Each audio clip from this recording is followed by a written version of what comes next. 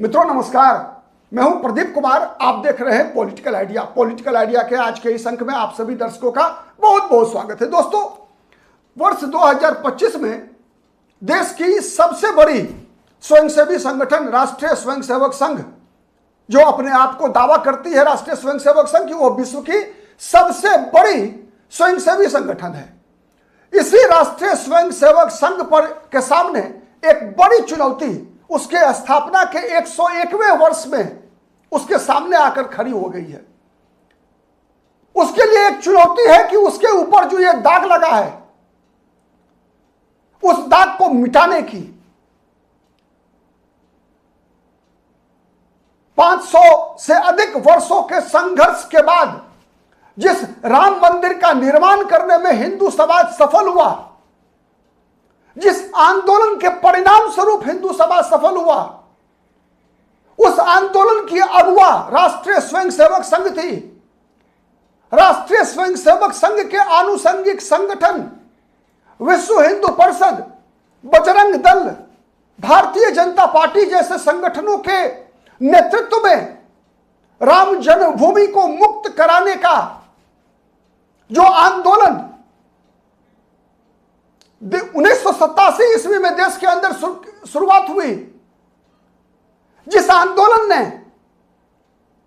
न केवल आरएसएस को इतिहास में सर्वाधिक शक्ति प्रदान किया, बल्कि आरएसएस के राजनीतिक इकाई भारतीय जनता पार्टी को फर्श से अर्श तक पहुंचाया। 2 सांसदों वाली पार्टी भारतीय जनता पार्टी 303 सांसदों तक का सफर 2019 के लोकसभा चुनाव में पूरा कर सकी। उसके पीछे जिस एक मुद्दे ने सबसे बड़ी भूमिका निभाई, वो मुद्दा है था राम जन्मभूमि का मुद्दा। राम जन्मभूमि पर भगवान श्री राम के मंदिर के निर्माण का मुद्दा 1989 में जब भारतीय जनता पार्टी के तत्कालीन राष्ट्रीय अध्यक्ष लाल कृष्ण आडवाणी ने सोमनाथ से अयोध्या तक के रथ यात्रा की घोषणा की थी, और जिसकी शुरुआत 1990 में हुई। 30 अक्टूबर 1990 को कार सेवा करने की घोषणा हुई। रथ लेकर लाल कृष्ण आडवाणी निकले।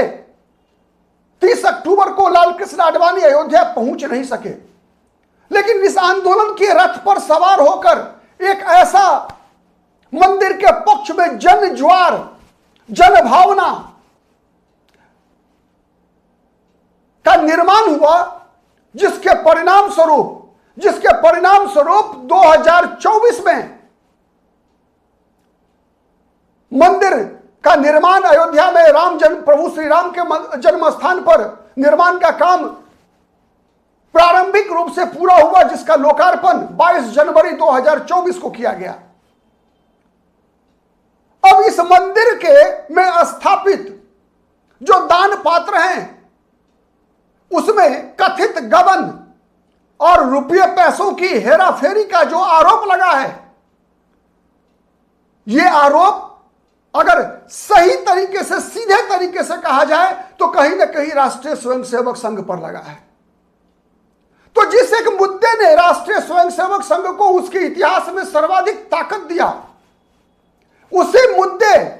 उसी जो प्रकल्प आरएसएस का रहा राम मंदिर का, उसी राम मंदिर के प्रांगण में स्थापित दान पात्र में हुए घोटालों का आरोप,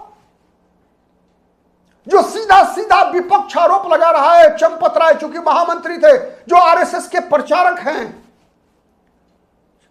चंपत राय अकेले प्रचारक नहीं है, राम जन्मभूमि आंदोलन या फिर मंदिर के प्रबंधन से जुड़े हुए आरएसएस के और प्रचारक जीवन जीने वाले लोग हैं, जिन पर यह आरोप लग रहा है कि पैसों का हेरफेर हुआ। मंदिर, चूंकि राम जन्मभूमि का मंदिर केवल एक ट्रस्ट के द्वारा संचालित कोई आम मंदिर नहीं है। राम मंदिर वो मंदिर है दोस्तों, जिससे पूरे भारत के हिंदुओं की आस्था जुड़ी है। यह बात सही है कि आज जो विपक्ष आरोप लगा रहा है, वो विपक्ष हर समय राम जन्मभूमि पर मंदिर के निर्माण का विरोधी रहा। कई तो ऐसे विपक्षी नेता हैं जो आज गबन का आरोप लगा रहे हैं और इसकी जांच की मांग कर रहे हैं। कई और मांगे हो रही है उनके द्वारा। ऐसे कई नेता ऐसे थे जिन्होंने वहां अस्पताल, स्कूल, कॉलेजेज, यहां तक कि कुछ सेकुलर हिंदू नेताओं ने शौचालय तक बनवा देने की मांग की थी। लेकिन मामला वो नहीं है, मामला विपक्ष नहीं है। ऐसा नहीं है कि उत्तर प्रदेश में विधानसभा चुनाव पर इसका असर पड़ेगा और उस असर से भारतीय जनता पार्टी चुनाव हार जाएगी। चुनावी लाभ और हानि अपने अलग जगह पे है, क्योंकि राजनीति और समाज जीवन केवल चुनावी लाभ और हानि से तय नहीं हो सकती। राम मंदिर भारत के राजनीतिक इतिहास में एक ऐसा मुद्दा है दोस्तों जिससे करोड़ों लोगों की आस्था जुड़ी हुई है। कई ऐसे वोटर्स को आप भी जानते होंगे जो बीजेपी को वोट नहीं डालते, लेकिन उनकी हार्दिक इच्छा थी कि राम जन्मभूमि पर भगवान श्री राम का भव्य मंदिर बने। मैं भी कई ऐसे कुछ लोगों को जानता हूं जो भारतीय जनता पार्टी को वोट नहीं डालते, लेकिन जब अदालत के आदेश के बाद, सुप्रीम कोर्ट के आदेश के बाद मंदिर निर्माण के पक्ष में फैसला आया, उसके बाद जब ट्रस्ट का निर्माण हुआ और ट्रस्ट के द्वारा धन संग्रह पूरे देश भर में किया गया, उस दौरान जो भारतीय जनता पार्टी को वोट नहीं देने वाले लोग भी थे, उन लोगों ने भी मुक्त हस्त से अपनी धन, अपने तरफ से चंदा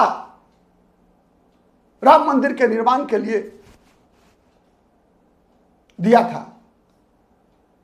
और उससे भी बड़ी बात है दोस्तों, जो ख्याति, जो उपलब्धि राष्ट्रीय स्वयंसेवक संघ ने अर्जित की, केवल राम मंदिर के कारण नहीं बल्कि इससे इतर समाज जीवन में शुचिता, पवित्रता, सामाजिक धन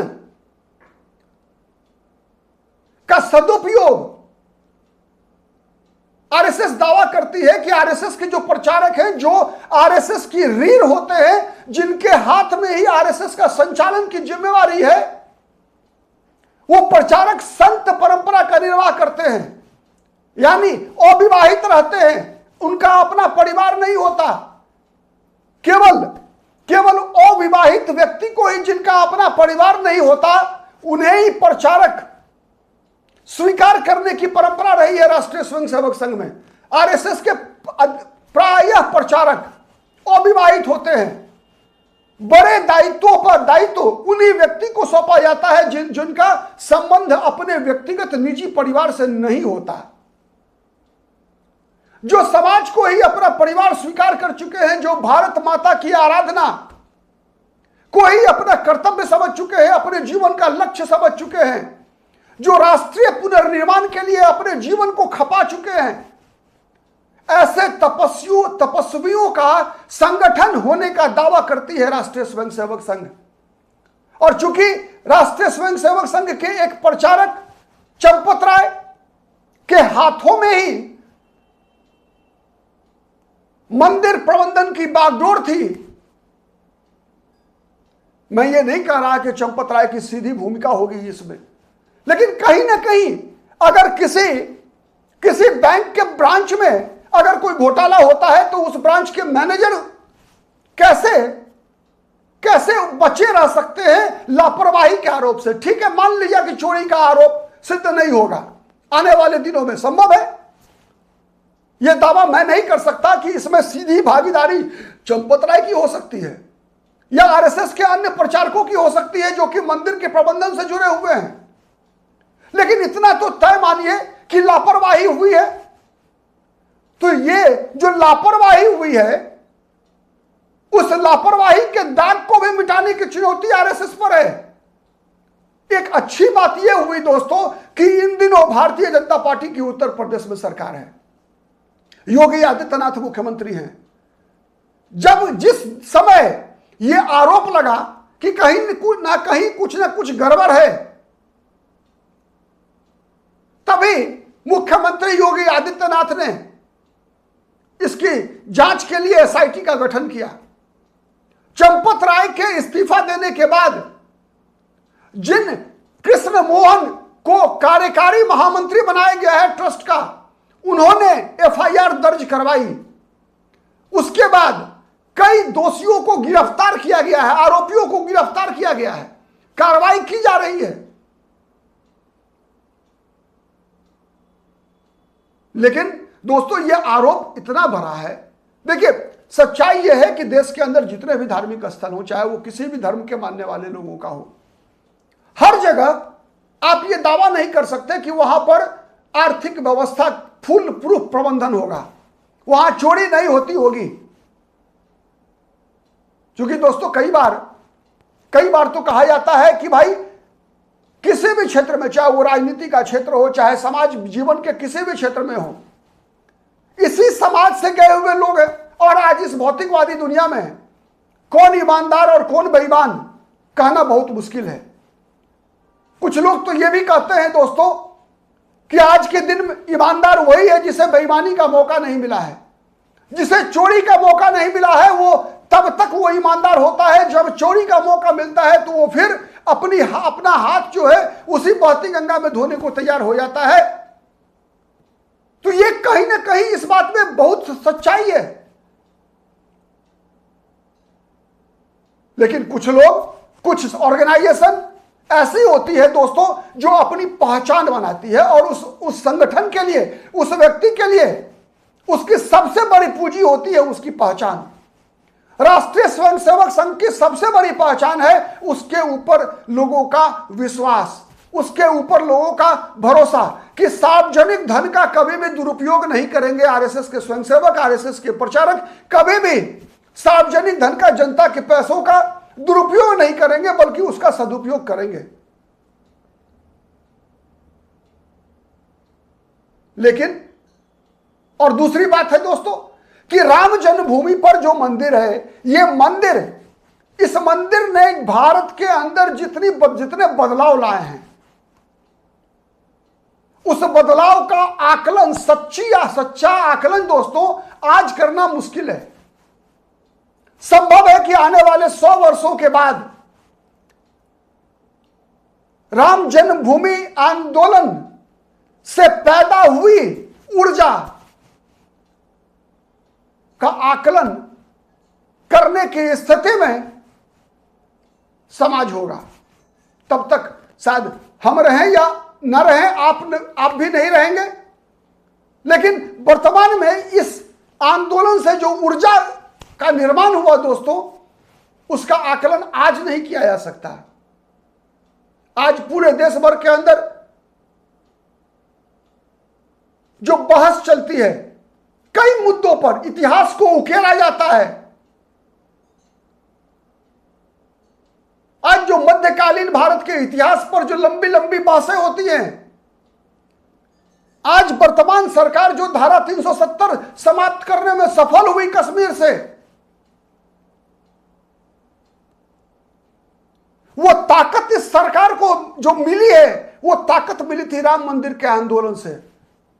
अगर राम मंदिर का आंदोलन का नेतृत्व भारतीय जनता पार्टी ने नहीं किया होता, लालकृष्ण आडवाणी ने नहीं किया होता, पालमपुर अधिवेशन में राम जन्मभूमि के पक्ष में प्रस्ताव पारित नहीं किया होता भारतीय जनता पार्टी ने, तो भारतीय जनता पार्टी 2 सांसदों की पार्टी से 1989 के लोकसभा चुनाव में 89 सांसदों की पार्टी नहीं बनी होती।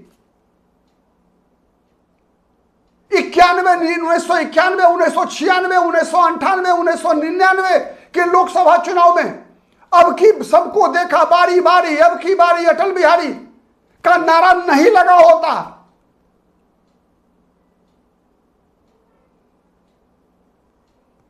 तो ये ऊर्जा राम जन्मभूमि के आंदोलन ने पैदा किया था।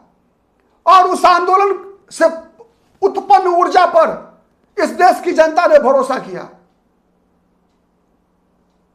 आपको जानकर आश्चर्य होगा, बहुत सारे लोग शायद नहीं जानते होंगे कि लालकृष्ण आडवाणी ने जो सोमनाथ से अयोध्या तक की रथ यात्रा की थी,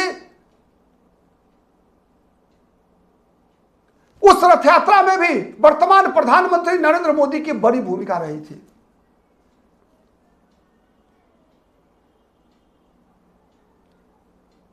बड़ी भूमिका रही थी प्रधानमंत्री नरेंद्र मोदी की।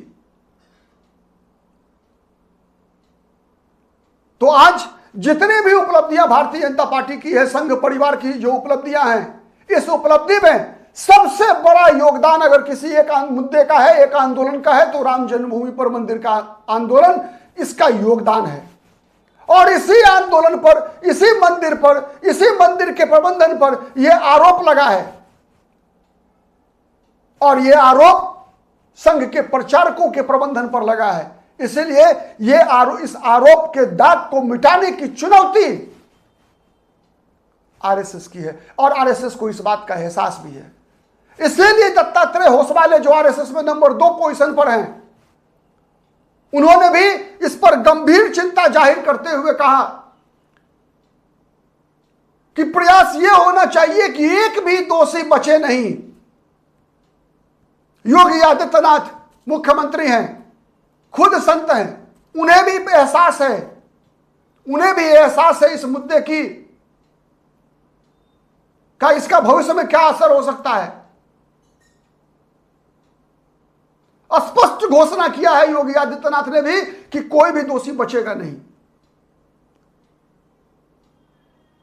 तो ये आस्था का, जैसे भारतीय जनता पार्टी दावा करती थी ना कि राम जन्मभूमि पर मंदिर का निर्माण देश के करोड़ों हिंदुओं की आस्था से जुड़ा हुआ है, वैसे ही राम जन्मभूमि तीर्थ क्षेत्र ट्रस्ट जो है, यह पूरे देश के हिंदुओं की आस्था से जुड़ा हुआ है। भरोसा टूटा तो दोस्तों कल्पना कीजिए, न केवल राम मंदिर के अंदर, अयोध्या के अंदर, बल्कि देश में जितने भी मंदिर हैं वहां लोग दान पात्र में अपना पैसा गिराने से डरेंगे। इस डर को मिटाने की चुनौती है राष्ट्रीय स्वयंसेवक संघ पर। अब इस चुनौती का सामना राष्ट्रीय स्वयंसेवक संघ कैसे करती है, इसमें भारतीय जनता पार्टी की केंद्र में मोदी सरकार, राज्य में योगी की सरकार कितना आरएसएस को मददगार साबित होती है, इस दाग को मिटाने में, इस पर हमारी नजर बनी रहेगी, पूरे देश की नजर बनी रहेगी। और आप बने रहिए पॉलिटिकल आइडिया के साथ। हमारा विश्लेषण पसंद आता है तो प्लीज लाइक कीजिए, कमेंट कीजिए, शेयर कीजिए, जिससे कि अधिक से अधिक लोगों तक हमारी बातें पहुंच सके। अब तक यदि पॉलिटिकल आइडिया को सब्सक्राइब नहीं किया है दोस्तों, तो प्लीज सब्सक्राइब कीजिए। आज के लिए इतना ही, फिर मुलाकात होगी किसी अन्य मुद्दे पर। तब तक के लिए नमस्कार।